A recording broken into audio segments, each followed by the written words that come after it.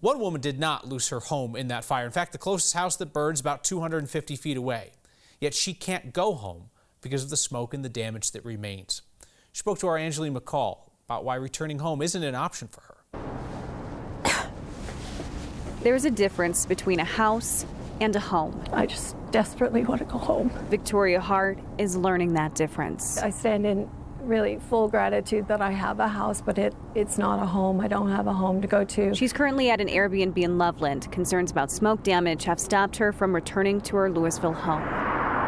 To be in limbo and not be able to go home is particularly difficult, and not to feel like maybe you might not ever be able to go home if you don't get it, remediate it correctly. And that's a fear that I have. Between her past cancer battle and her asthma, you can hear that I'm struggling a little bit today. Victoria says she can't be in her home for more than an hour. People who have smoke damage right now definitely are the outliers. Impacted, but not directly. So many wouldn't consider these outliers true fire victims. God, my heart is with them.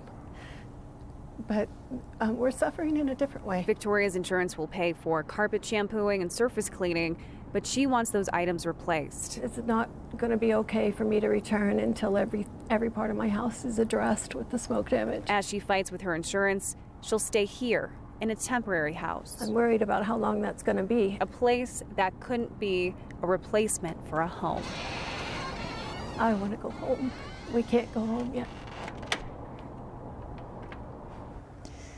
Now, there is a burned house behind me, but you can see in the distance there is a window with a light on. So there are neighbors in Victoria's neighborhood that have decided to return home. She doesn't feel comfortable with that at this point, mainly because of all of those medical concerns. But for people that don't feel comfortable like Victoria, she says there's really not a lot of funding available to her. So she has created a GoFundMe to help alleviate some of those costs. Kyle? Angeline, I imagine it's a very different situation than somebody who can say walk into the Disaster Assistance Center and say, this is my address, the home's burned to the ground, I need help.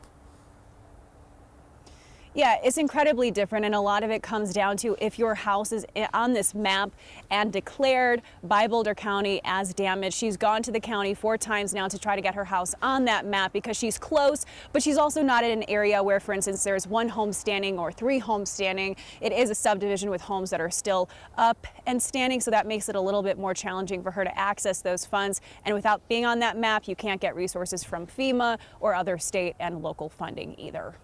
Angeline McCall, I've appreciated your reporting on the Marshall Fire since day one. Good to have you on next.